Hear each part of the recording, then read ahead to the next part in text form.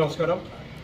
ఈ రోజున ప్రతి అడుగు ప్రజల కోసం అనే కార్యక్రమం భాగంగా బుచ్చిరెడ్డిపాలెం మండలంలోని బుచ్చిరెడ్డిపాలెం నగర పంచాయతీ 11 వార్డులో కార్యక్రమాన్ని నిర్వహించడం జరిగింది.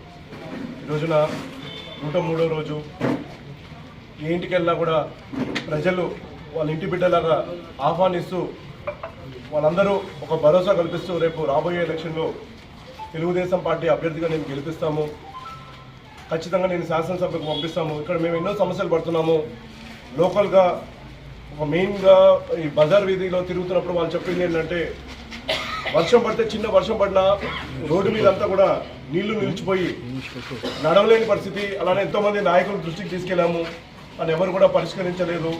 అలానే వాళ్ళు ఏదైతే వాళ్ళ లైన్ ఉంటుందో, ఏదైతే బజార్ వీధి ఉంటుందో వీధి వెనకాల కాలువలో పూడికలు తీకపోవడం వల్ల ఇవాళ చాలా ఇబ్బంది పడుతున్నాము. డ్రైనేజు ఓవర్ఫ్లో అయిపోతుంది. రెండోది వచ్చి అక్కడ పూడికలు 2 సార్లు శిలాపలకాలు వేశారు పూడికలు తీయడానికి, కానీ ఆ పూడికలు ఎక్కడ కూడా చేపట్టడం జరగలేదు. గతంలో మా నాన్నగారు ఉన్నప్పుడు 2 సార్లు పూడికలు తీసాము.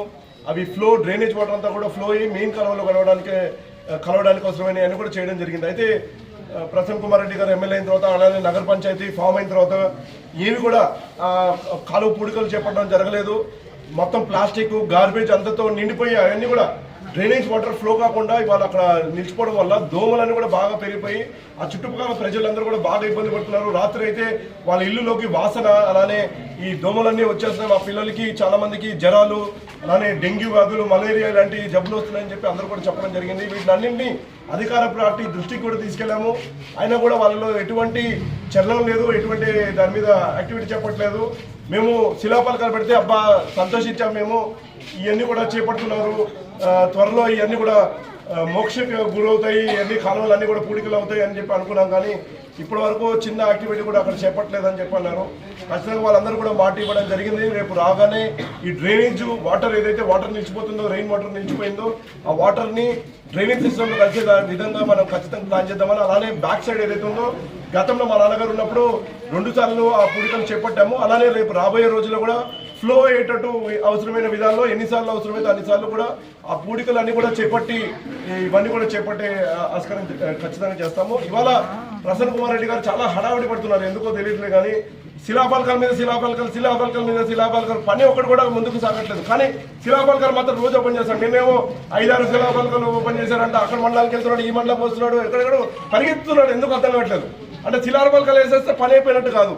ఇవాళ నేను ఇంతకుముందు కూడా చెప్పాను, ఎన్నో శిలాపలకాలు ఇలా వేసి అనవసరంగా మీరు ప్రజలందరూ కూడా మీరు వేసే శిలాపలకాలు అన్ని కూడా చూసి నవ్వుకుంటున్నారు. ఒక శిలాపలకం వేయడానికి ₹1,00,000, 2 లక్షలు, 3 లక్షలు, 5 లక్షల రూపాయలు ఖర్చు పెడుతున్నారు. మీరు ఆ శిలాపలకాలు ప్రజాధనాన్ని మీరు దుర్వినియోగం చేస్తున్నారు. పని మాత్రం ముందుకు సాగట్లేదు. ఇలాంటి పనులు చేసి ఇవాళ ఏ మెసేజ్ ఇవ్వాలనుకుంటారో, గతంలో మనం ఏదైతే పేరు పెట్టామో ఆ పేరుని నిరూపించుకుంటాడేమో అని అనిపిస్తుంది. మళ్ళీ కూడా మీరు శిలాపలకాలు రాజాగా నిలిచిపోబోతున్నారు. చరిత్రలో మీ పేరు ఖచ్చితంగా ఈ ఒక సువర్ణ అక్షరాలతో శిలాపలకాల రాజా. గతంలో ఇప్పుడు కాదు, ఆయనకి 25 ఏళ్ళ నుంచి కూడా ఉన్న అలవాటు. పనికి ముందు శిలాపలకం వేసేసేది, పని చేయకుండా వదిలేసి వచ్చే ప్రభుత్వాలు ఏవైతే ఉంటాయో అవన్నీ కూడా మళ్ళీ వాళ్ళు చేసుకునేది, ఆ డబ్బు ఏదైతే ఖర్చు పెట్టారో అవన్నీ కూడా వృధా అయిపోతున్నాయి. ఇవాళ ఇన్ని సమస్యలు ఉంటాయి, ఇవన్నీ సమస్యలు పట్టించుకోకుండా మీరు శిలాపలకం మీద ఎందుకు అంత జాస్తి, మీకు శిలాపలకం పెట్టేస్తే పని చేసినట్ట అని ఇవాళ నేను ప్రసన్న కుమార్ రెడ్డి గారికి చెప్తున్నాను. అలానే ఇవాళ వాళ్ళు ఏదైతే ఈ సమస్యలు ఉన్నాయో ఆ సమస్యలన్నీ పరిష్కరించండి. ఇవాళ మున్సిపాలిటీ ఏర్పడింది, చాలా ఫండ్ వస్తుంది, కేంద్రం నుంచి చాలా ఫండ్ వస్తుంది, కానీ ఎందుకు జరగట్లేదు మున్సిపాలిటీ యాక్టివిటీ? ఏదైనా మనం అంటే దాన్ని ఏదో భుజాలు తగులుకుంటున్నారు.